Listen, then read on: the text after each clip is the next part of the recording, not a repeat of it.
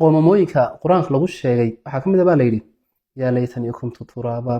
yaa laytanii ittakhadtu maca rasuuli sabiila yaa laytanii qaddamtu lixayaatii yaa laytanii lam uuta kitaabiya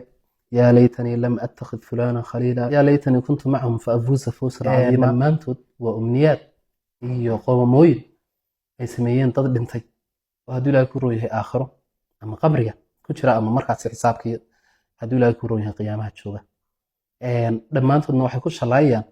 inay mar uun adduunkii wax uun xasanaad kasoo samaysan lahaayeen ama inay ciid noqdaan maalinta qiyaamaha oo yacni sida moogtahay xayawaanaadka oo kale iyo hadduu ilaahay ku roon yahay marka la xisaabiyahay ciidda isaga noqonayaan ama hadduu ilaahay ku roon yahay inay yacni adduunkii intay joogaan wax wanaagsan soo qabsan lahaayeen ama qaarkood waxay tamanayaan in adduunkii lagu celiyo hadduu ilaahay ku roon yahay ay xasanaad soo sameeyaan maanta adduunka inta la joogana bini'aadmigu dee khaflad buu isaga jiraa ilaahay khafladda ay naga saaro inta ugu badanna waxay u badan yihiin dadkaasi dad gaala oo hadduu ilaahay ku roon yahay adduunyadii aan ilaahay ku rumayn